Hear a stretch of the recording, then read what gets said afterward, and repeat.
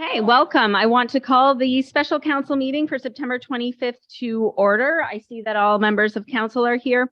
We acknowledge that this land is the traditional territory of the Three Fires Confederacy of the First Nations, comprised of the Ojibwe, the Ottawa, and the Potawatomi peoples, and of the Huron-Wyandot peoples.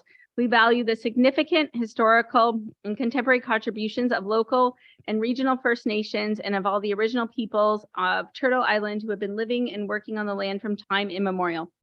Any declarations of conflicts of interest from members of council this evening? Seeing none, I need a mover and a seconder for the special council meeting agenda. Deputy Mayor Shepley, supported by Councilor Guerin. Any questions? Seeing none, all in favor? And that is carried. And now we will move to reports from administration. And we have Corinne Chasson here, our senior planner. Welcome. Mayor, just making sure, Ms. Chadwick, no, okay, good. So today we are here to see a site-specific zoning amendment for the property known as 22 Gordon Avenue. And the applicants for this property are custom quality built homes.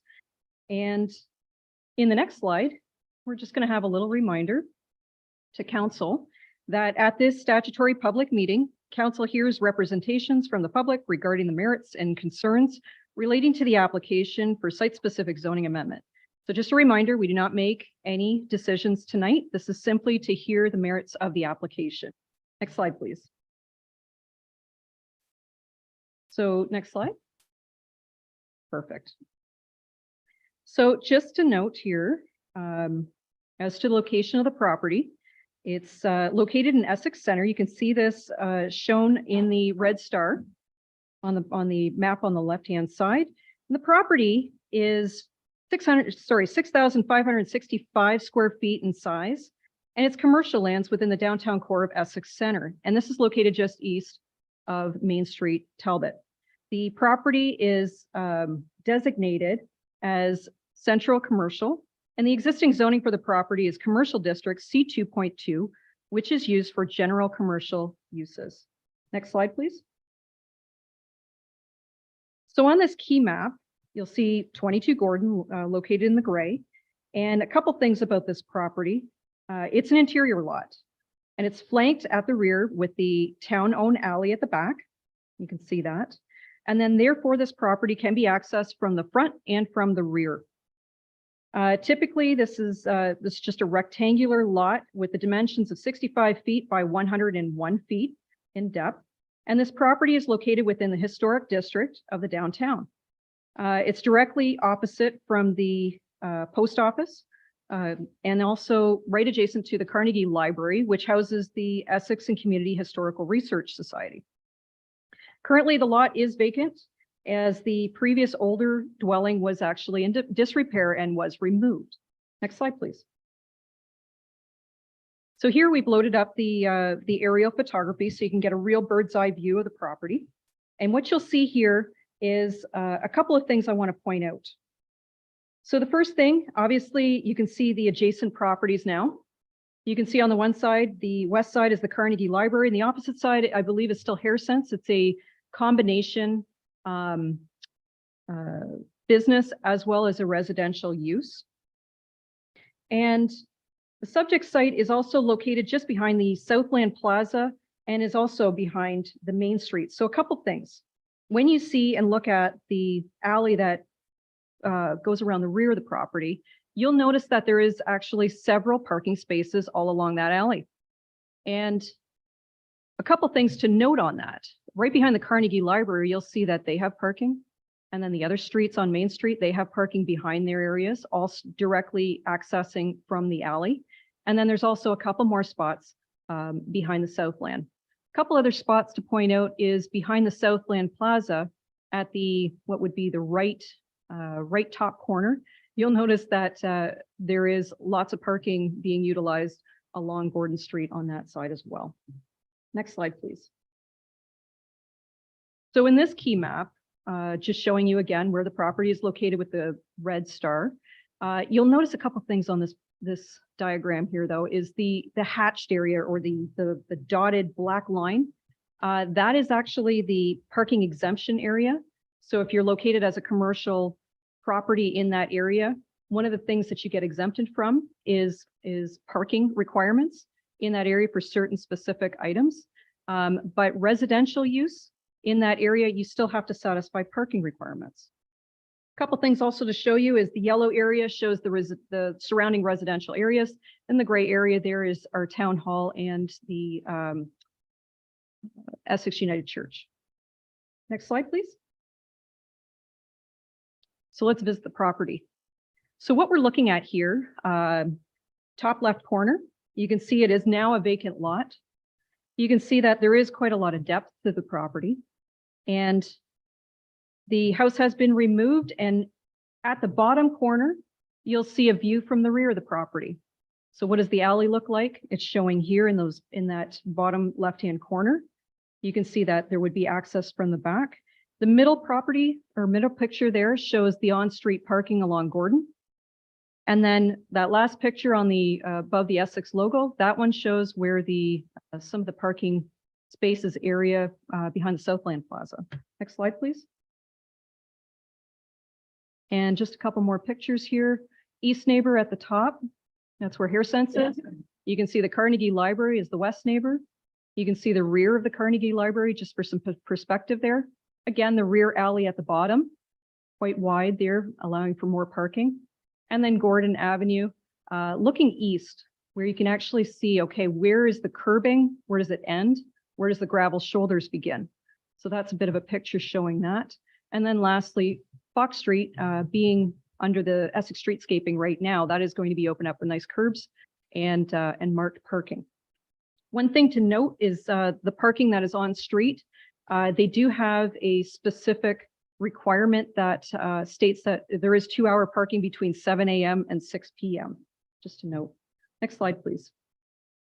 Okay, so let's talk about the proposed zoning changes that we're here to talk about tonight. Next slide. So the proposal that we have today is a site-specific zoning amendment to allow 2 residential dwelling lots within the basement level of a combined use building. Next slide, please. So what does the current zoning bylaw state? Okay, word for word, in a combined use building, all dwelling units, not including entrances thereto, shall be located above the ground floor. This has been part of our zoning bylaw for some time. And as you can see in the wording here, it does not stipulate anything about having basement units. It basically says shall be located above the ground floor. Next slide, please. So in this, just going to take you through a couple of definitions that I'm going to be using. Combined use building is defined as having as main uses both a dwelling unit and a non-residential use. A dwelling unit means a room or a suite of rooms used by or designated to be used by one or more individuals as an independent and separate housekeeping unit. And I'm also going to mention amenity areas. So I'm going to give you that definition. Just means a landscaped open yard for recreational area or an accessory use as an accessory use to a dwelling or other land use. Next slide, please. Okay, so let's get into the proposal. So what you're going to see here is the site plan that was submitted to administration for the proposal. Just highlighted the building there just to see a little bit better that that is the footprint being proposed. And currently the applicants are actually in discussion to sell this project. They have been working with the town of Essex for some time now, going through site plan control. But one of the stipulations was they designed this proposal in order to have the most feasible use of the footprint, okay? So it's 65 by 100 feet in depth. How much land space can you utilize for this to have the most benefits for utilizing this property? So what they proposed originally was a commercial floor, because it's a mixed use building, and then 2 floors above for use for residential use. But the original proposal actually had 2 units in the basement. And unfortunately, because of the stipulation in the zoning bylaw, we have to bring this proposal before you to consider. Okay, so a couple more things to point out on this site plan control app, or sorry, the site plan that's provided. You'll notice where the parking area is. Now, I mentioned that when you're in the parking exclusion zone, if you're commercial use, you do not have to provide required parking for it, because what we provide from the municipality is we have parking lots that are municipal owned. We also have on-street parking. So commercial units can benefit from this. So they do not have to provide those spaces in accordance with the commercial use, but they do have to provide it for the residential use. So what we have before us is a proposal for 4 residential units total, 2 above on the 2nd and 3rd floors. And then we have 2 being proposed in the basement. That is the scope of what we're providing to you today. Is we're looking for consideration for those 2 units in the basement only. Everything else with this proposal satisfies the zoning bylaw requirements. Now, over on the right-hand side, this is just a rendition of the facade of the building, what's being proposed, and then the back side. And what you're going to notice in this picture is you can see the commercial units with the big windows on the main floor, and then the bay windows upstairs. Okay, and what that is actually the units are divided on a left and right side. So this is a really interesting design, really cool design, that you have a main floor. So on the 2nd floor, that's where the kitchen and the main living space would be. And then upstairs would actually be where the bedrooms are. So this is a 2-story dwelling unit on the 2nd and 3rd floors. The ones in the basement would be a bachelor unit or a 1-bedroom unit on each side of the building.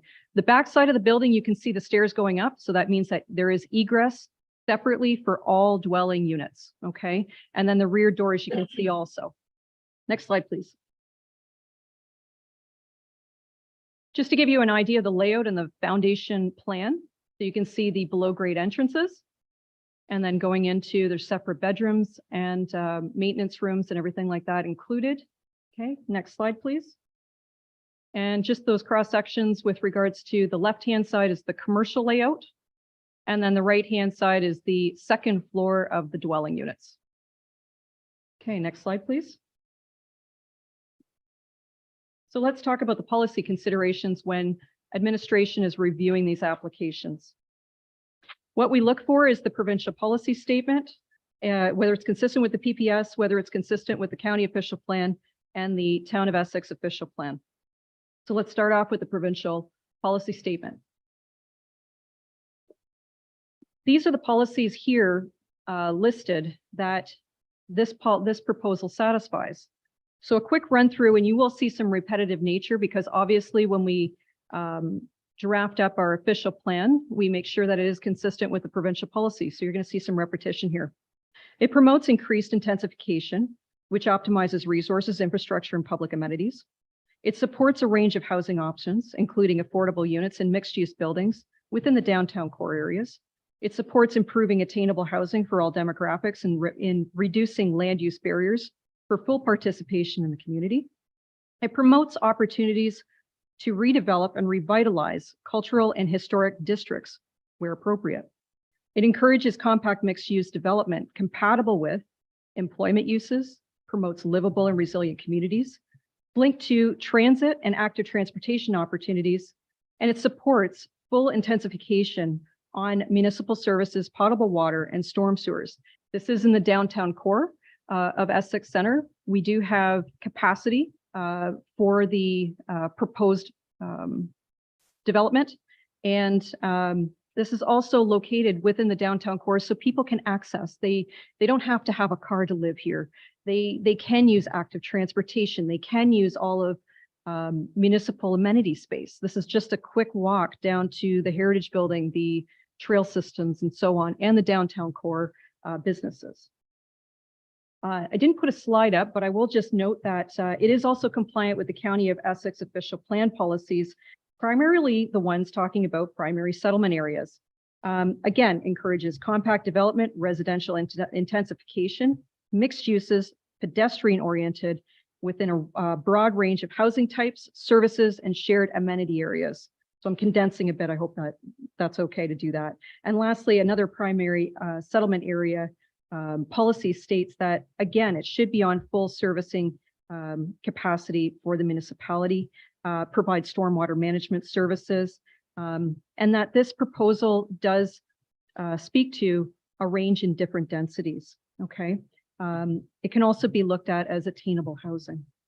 Next slide, please. And then moving on to the official plan. Again, I'm not going to run over these because a lot of them are repetitive, but you'll see the same commonalities of higher density, employment and housing in a combined use structure are all supported. It recognizes that town centers are dynamic in nature and must be able to adapt and evolve and redevelop as the market conditions are needed over time. It promotes mixed use and it preserves to the greatest extent possible a strong and vibrant retail and office commercial presence at the street level. So that's the full grade of this building. And then further, it encourages infilling, residential intensification, housing rehabilitation, and the redevelopment of vacant lots within the downtown core area. It is staff's recommendation that this proposal satisfies the provincial policy statement, County of Essex official plan, the Town of Essex official plan, and then moving on to the next slide, it also satisfies the zoning bylaw with regards to all other provisions excepting this one item. So for your consideration, this would allow 2 additional residential units within close proximity to the downtown. This is an example of efficient use of space. It increases density in the core, and it provides redevelopment opportunities for a vacant lot that is geared to attainable housing. Gordon Avenue also, and Fox Street, as well as Station Street, those are all areas with lighter traffic, especially after 5 p.m. And they are underutilized on-street parking, especially on Station Street and on the east side of Gordon Street. So it is our recommendation that parking will not be affected due to the fact that there is a parking lot at the back for the residential use, and then also on-street parking. Next slide, please. I have spoken about the parking exclusion area. You can see that here. Again, just to reiterate, commercial units, because of this exclusion area, do not have to satisfy the requirements for parking spaces for the 2 commercial units, but the residential ones, they do have to satisfy the requirements, and they have satisfied that with the addition of a handicap spot in their rear yard parking space. Just to reiterate, Heritage Gardens has 97 spaces, public spaces. Fox Gordon have 24 marked spaces with a 2-hour parking restriction. And then Gordon Avenue has those gravel shoulders without marked spaces. Next slide, please. So moving through, as per the Planning Act, we do circulate to external agencies internally, and these were the results from that circulation. Next slide. Infrastructure Services stated that each unit must be on a water meter, and they did support parking lot access from the alley. And they also noted that in the parking exemption area, parking spaces within the right-of-way is not designated to one business. Businesses, building or unit, as it is meant to be public parking. The town does not have a parking permit program. And Development Services had no objections, and IRCA wrote in that they also had no objections to this proposal. Next slide, please. This just shows the 120-meter radius that we circulate to all of residents that are within that area. So businesses and residents were notified. And as of today, we did not receive any public complaints or concerns for this proposal. Next slide, please. So the next steps and the final slide is, so what happens now? So today we're going to, we're here for your questions. The delegates are also here for your questions. And I wrote this in the slide here that states that we'd like to put this on the next council meeting. However, if there is any concerns that are raised tonight, by all means, we can push that back if you need further information from administration. So I just have that up there that we'd like to bring this forward for the October 2nd meeting. It is because we are looking to help the applicants with the land sale for the next owners to start this process, to finalize the site plan control application process, which is just about done. And the fact that there's a little bit of a time constraint for the applicants. So at the next council meeting, these are the items that you would consider. You could approve it. Based on the fact that there would be a 20-day appeal period, you can deny the application with your reasons. And again, there's a 20-day appeal period that would take place, or you could defer the decision to a later date pending more information from administration. So at this point, Madam Mayor, just to let you know that we do have the delegates here. And also we do have the potential buyer of the property. His name is, John Evola. Yep, he's in the middle. And we also have Dan Ilievsky with us, and he's the owner of the property. So I'll turn it back over to you, Madam Mayor. Thank you for your presentation. I think it's really a good example of infilling. So I want you to build a couple more. I have Councillor Guerin and then Councillor Hammond.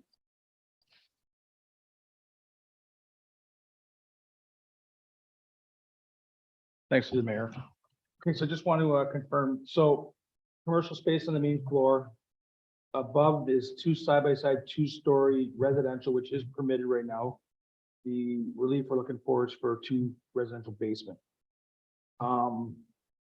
And the rear parking that they're going to be relying on would all be within that blue perimeter. So it'd be within their own property, correct? Okay.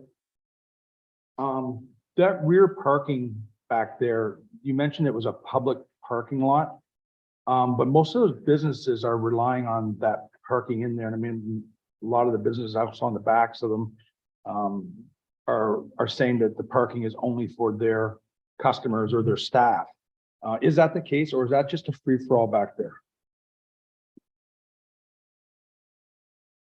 So from my understanding of this, the alley has its extents, okay? And that if there is available space within that alley, that is the public domain, okay? There is room, if I were to put up the air photo again, you would see that certain businesses have room for parking on their actual lot, okay? And that definitely would be restricted to their use, okay? Because it's on their property. But there is quite some width to the alley that comes around the backside, and it offers some potential. But that is something that I can get a little bit more information if council wishes. To the mayor, Hair Sense, which is right next door, it's zoned right now residential and commercial. That how is that breakup? Is it all one floor? Is it something that was grandfathered because they were already running like that for years? How does that work? Madam Mayor, so Hair Sense is a combined use building as well. I don't know about the interior layout, but from my understanding, it is a hair salon on the main floor and then some residential use throughout the rest of the building. But I have not corresponded with the adjacent neighbors at all.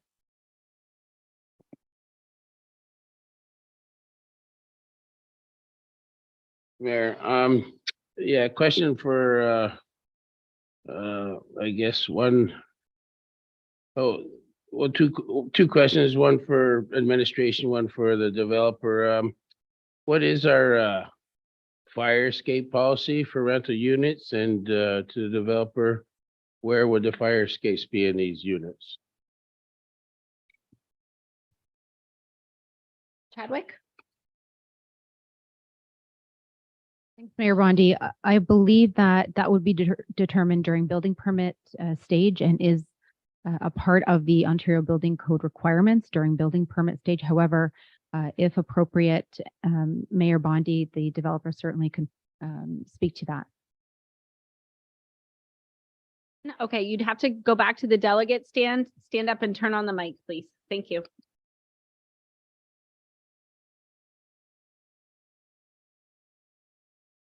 Madam Mayor, the director is absolutely correct. So we operate within the Ontario Building Code, and without having gone to the town's building department, we believe we have met our building code requirements, which will allow for 2 separate access points to that residential dwelling, as well as the additional dwelling that we're asking for. Any further questions to Dan from Councillor Hammond? Slide with the, show the floor plan, maybe you can show us where the second, entrance or exit is.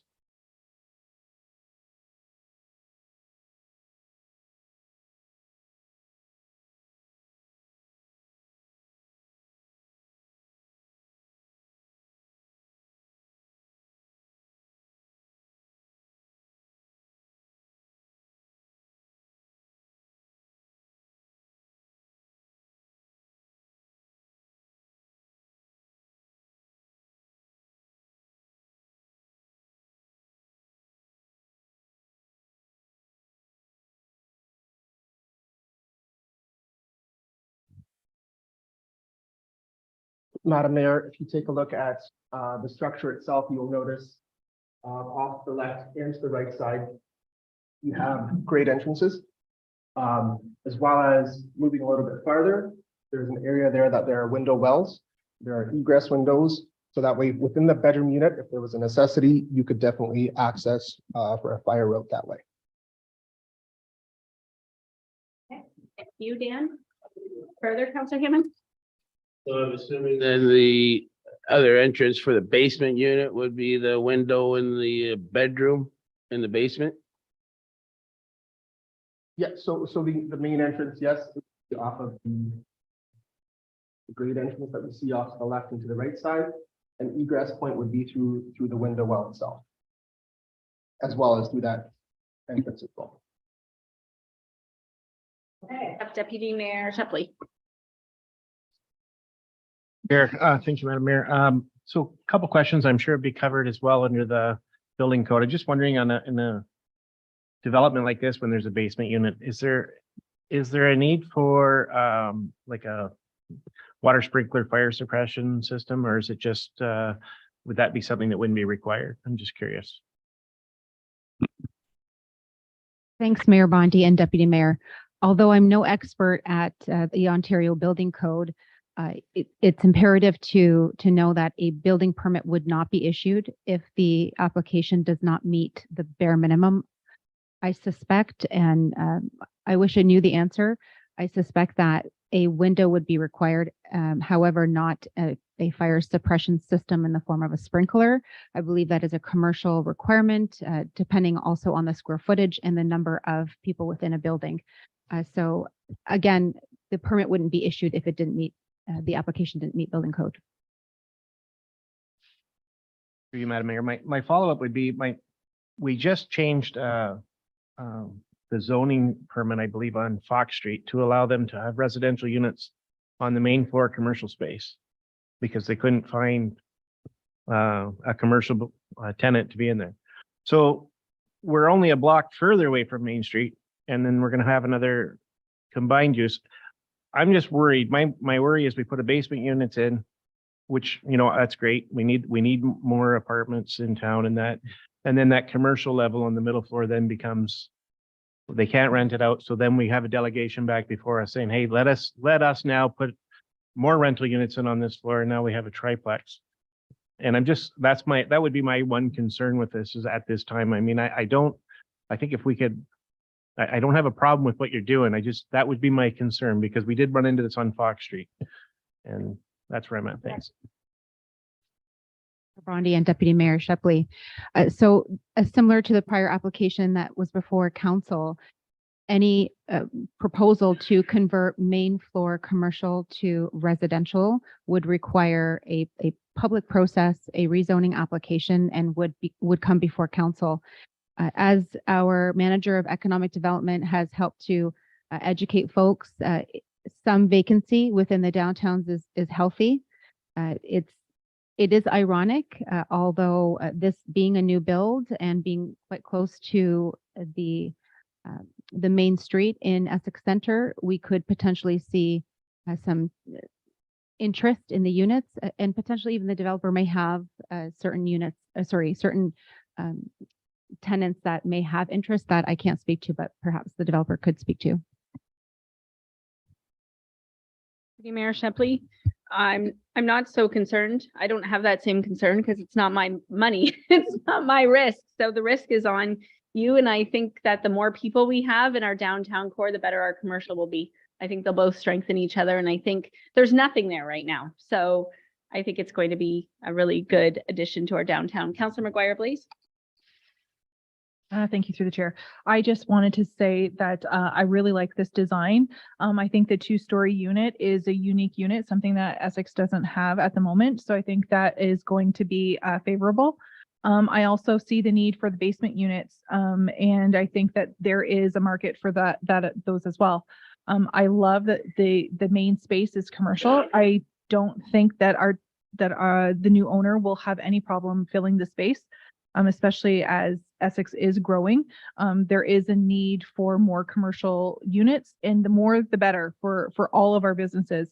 If there's more things for people to come into Essex to do and to buy and to see, the more our other businesses that are currently here will profit. So I don't see any problems with this unit at all.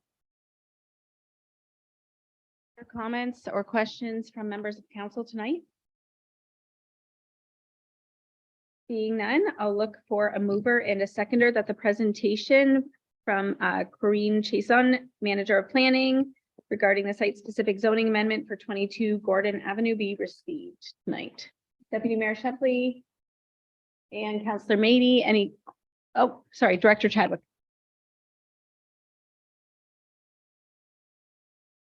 All in favor? And any other comments? Dan, did you want to say something real quick? If you want to, just go back to the mic there, please.